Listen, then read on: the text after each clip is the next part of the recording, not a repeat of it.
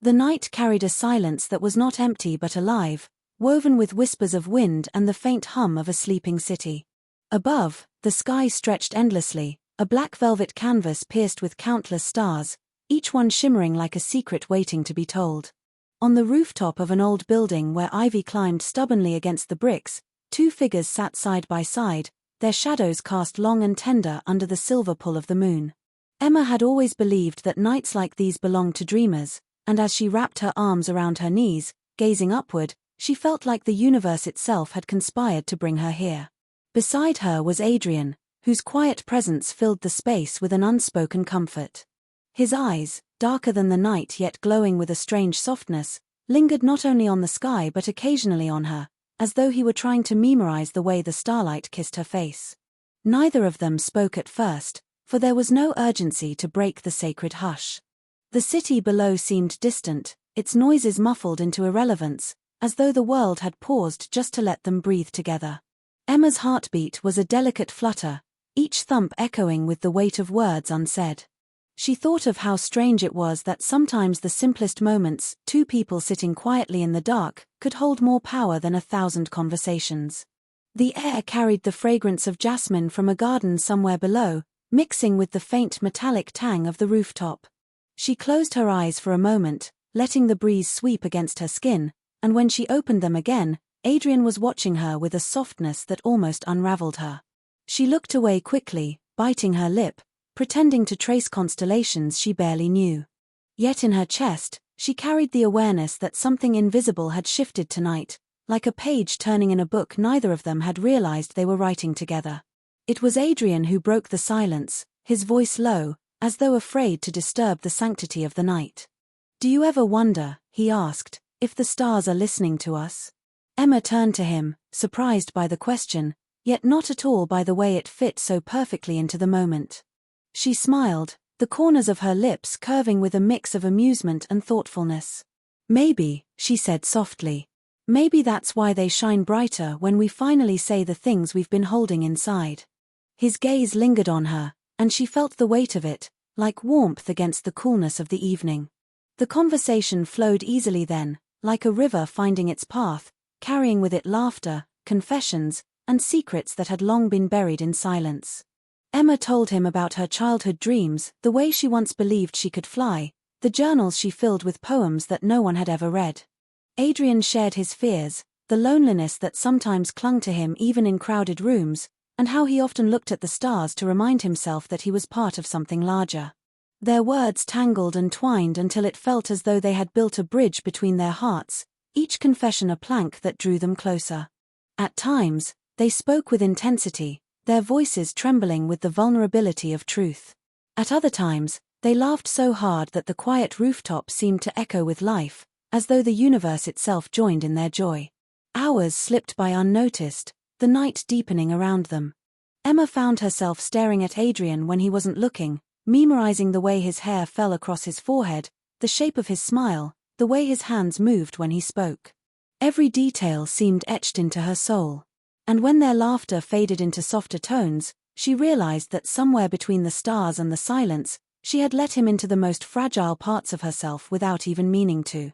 The moon had shifted its place in the sky by the time their conversation dipped into quieter waters, but neither of them moved, as though bound by an invisible tether.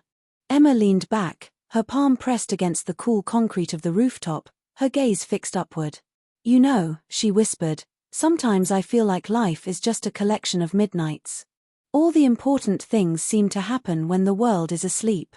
Adrian tilted his head, considering her words, then smiled faintly.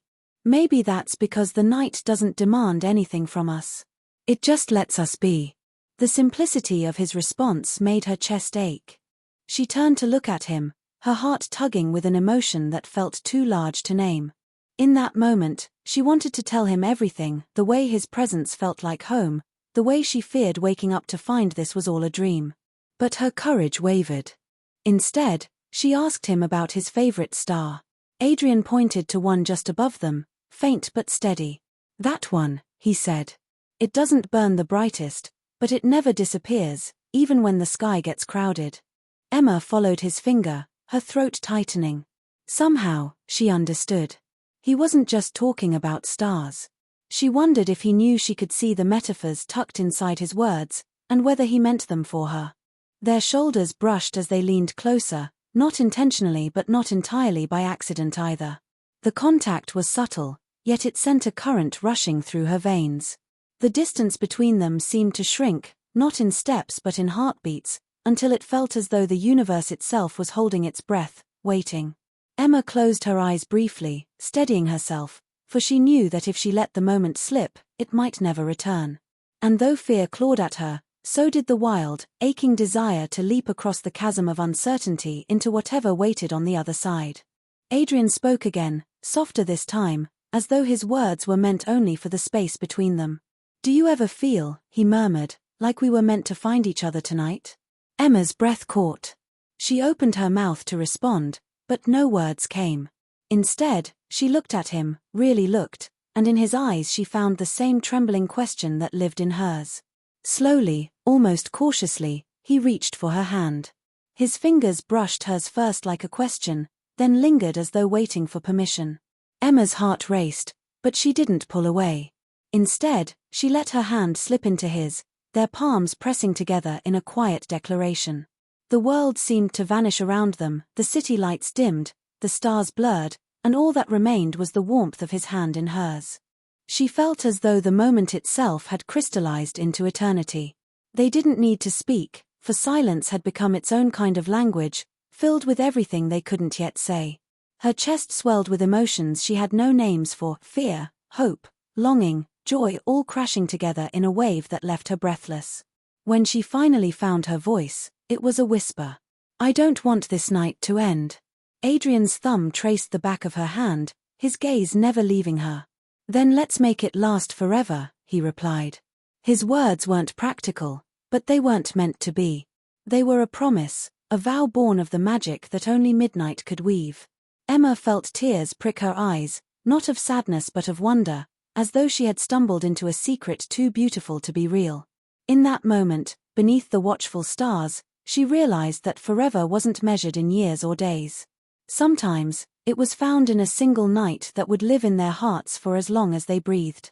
The night stretched on, yet neither grew weary. They spoke again, softer now, as though afraid to wake the dawn.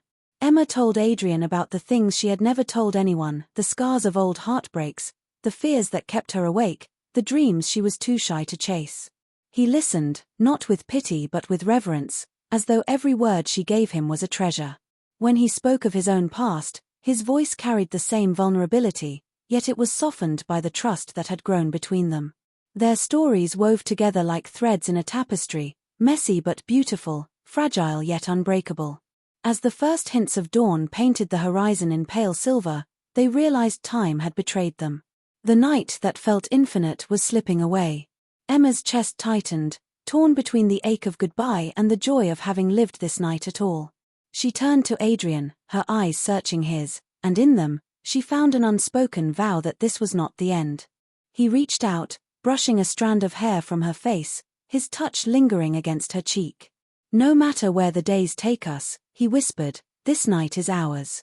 Emma leaned into his hand, her lips parting with a trembling smile. "Ours," she echoed.